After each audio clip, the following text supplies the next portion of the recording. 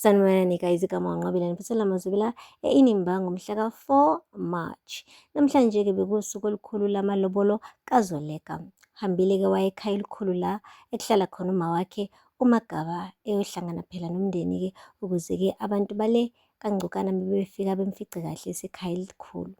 Uthe nje mengena wonke umuntu wamjabulela, bonke bakikiza, bamnika amahagi. NoThumeka bekade ekhona ngoba phela wabaleka emzini wakhe le kaMabandla wazocasha lapha nonina ebalekile uhlathi. Guys, uthe nje mebona-ke uZoleka wasondela kuThumeka, hhayi ugirl wabhinqa. Wathi uthi uyazama ukuthi uyaxolisa uZoleka ngokuthi phela wake wathi ukududuza uhlathi ngesikhathi kudlula-ke ulikamva emhlabeni. Wathi no sisi, ungalinge nje uye apho, mina ngimkile ndisekho apho, ndimjiyile mina uhlathi. Wathi umshiye njani intombi?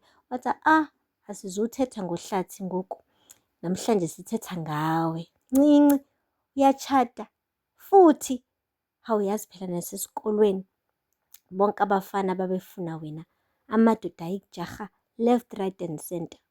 Jonga ngoku usuzochata. Okwesibini, sisi, like kubonakala nje ukuthi uyabalisa uNtombo. Uyabona ukuthi hayi cha, yena umshado ngathi awumvumi neze ngoba waqala nje ngokulinda 20 years wonke ugirl elinda uhlathi ukuthi apropose. Wathi uhlathi nakamhlola. Uthe sebuyile kuZoleka after 20 years le e-America, wabuyelana naye uZoleka. UThumeka bamshade esephinda futhi eseyibuyisa nje guys kuyena. Hhayi futhi-ke nalo mshado wabo awulastanga ngoba nakho phela usela ekhaya kubo manje, ubuyile emendweni ugirl. So manje yamhalela uZoleka ukuthi hawu uhlathi wamshada manje futhi usuzeshada-ke manje-ke uLazarus. And uyabona nje ukuthi umshado ozobe indumezulu cause uLazarus so-rich. You guys, but anyway uNtombo uzoba strong. Akupheli-ke lapho, abantu bale koNgcukana-ke bahlelile ukuthi bazohamba kanjani-ke ukuya laphaya emzini wakoBhikitsha ukuyokwenza amalobolo. Uthe nje methi uLazarus ucela phela no-Azande ajoyine kubantu abazowenza amalobola negotiations. Wala waphetha-ke uyise wathi nakamhlola u-Azande akasokanga, angeke nje size sivume ukuthi sihambe siyowenza ama-negotiations naye. Like umuntu ongasokanga ufana njengenkwenkwe, soze impela ngabe siyabadelela abantu bakaBhikitsha. Nangampela-ke guys, uma wakhe-ke waphatheka kabi-ke u-Azande ebona kahle ukuthi kulo mndeni bayamhlangula, abamtreat-i njengey'ngane zakhona nje, like ngathi wenza icala ngokuthi angahambi-ke ayosoka. Guys, akupheli-ke lapho. Bathe befika laphaya kaBhikitsha, hayibo guys, besamemeza bethi sikhulekile ekhaya, sibone itshatshambo elihle apho ekhaya. Hey guys, bathula nje abakaBhikitsha belinda imvula mlomo. Yeyi, kaze ngibona imvula mlomo enkulu kangaka empilweni yami. Uyawazi u-20,000 rand wemvula mlomo. Hey bo guys, futhi akuwona u-20,000 rand, mhlampe it's more cause bekade nje kuyibhola le mali leleya. Hhayi-ke umalume wakhona ngathi uyayithanda imali, ube uyithatha le mali wathi amasango akavulwe kungabe nje kusapholiswa amaseko. Hhayi, wonke umuntu wabuza waphendula ukuthi hawu kwase kushesha kangaka, kwathiwa yeyi imali ivula yonke into, ivula mlomo, ivula masango, ivula everything. Guys, pheli-ke lapho. Uthe sebekhiphile-ke imvula mlomo-ke wacela ubaba kaLazarus ukuthi-ke lamalobolo angahambi ngendlela yesidala, indlela ejwayelekile la okuzobe sekasho kuyo ukuthi hhayi ingane yethu ifundile, ingane yethu isebenza kakuhle, ingane yethu ingane yethu that, ingane yethu this. Wathi cha, anke nje ninike nisikhaphe ukuze sinikhombise thina ukuthi eyenu indodakazi sibone ukuthi ifanelwe iy'nkomo ey'ngaki. Hayibo guys, nangampela-ke amalobolo-ke amane asuka lapha kaBhikitsha aya le koNgcukana. Abantu bakoBhikitsha balayishwe emotweni, shwi kwahanjiwa nabo. Bathe befika koNgcukana guys, hayibo iy'nkomo ey'gcwele isibaya.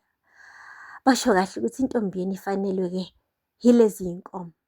Guys, mengase ngithi qegelani ukuthi how many cows those were, like 60 guys, 60 wey'nkomo ezilobole uZoleka. ebe afica vele siyabuya emendweni enaningane, hhayi eyodwa ey'mbili, bamlobola ngey'nkomo eziwu-60. Hhayi zona kuphela, kwathiwa zihamba nefamu yakhona. Hey! Udadewabo-ke guys kababa kaLazarus umane waphathwa yikhanda, kwaluma iy'nwele ey'sedukwini guys.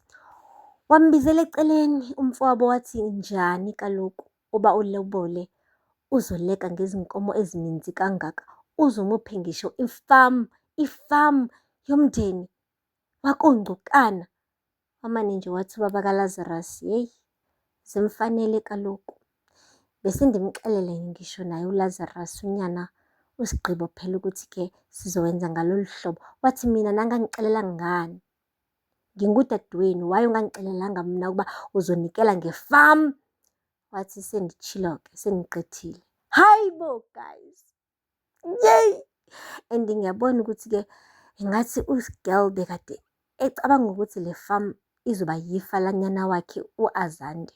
Manje-ke lonke leli fa guys selimane lagicabezwa abantu bako-Big Kitchen. Uze washo ukuthi isizoshintsha ngisho isibongo sefamu kungabi uNgcukana kube u-Big Kitchen ukuze officially kubonakala ukuthi leli famu selibhilonga kubantu baka-Big Kitchen elikaZoleka guys. Yo!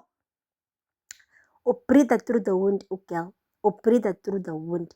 And kuyabonakala ukuthi cha, njengoba unyana wakhe ebuyile laphaya e-America eze la, ubenamathemba ukuthi kunento azoyizuza. And uyabona ukuthi kancane kancane uZoleka uyahlephula laphaya emnothweni wakaNgcukana. And izingane yakhe izogcina isisele ney'mvuthu kuphela. Hayi bo guys, iy'mvuthu kuphela ezosala laphaya, uZoleka uthatha yonke into. Yeyi. But anyway, asithembe ukuthi bazogcina beyilungisile inkinga yabo. Akupheli-ke lapho guys. Ngale kaMabandla, ngathi ubhuti usebonile ukuthi no kuzomele avuke ayithintithe uhlathi, ahambe-ke ayolanda uThumeka. Uhambile-ke guys wale kumfowabo uThulani nakudadewabo uNtiki eyobaxelela ukuba hhayi yena u-changed man. Usebonile manje ukuthi yonke lento le akade ayenza eyiphatha kabi ephuza utshwala irongi. So manje usezama ukulungisa impilo yakhe and nje kusasa lokho kusazohamba-ke eyolanda uThumeka ambuyise ekhaya. Manje umbuzo wami wodwa ukuthi uThumeka uyathanda yini ukubuyela ekhaya? Cause ngendlela bekade esho ngayo namhlanje ukuthi umshiyile uhlathi, like ubebonakala sengathi uwumuntu nje vele ongasabuyela emuva, osethathe isinqumo and angeke zakwazi ukuthi asiguqule. Guys, sizobona-ke ngamazwibela alandelayo ukuthi-ke iyozala unkomoni. Aphela lapho-ke amazwibela namhlanje, ningakhohlwa ukusubscribe, like, comment. Until next time, bye.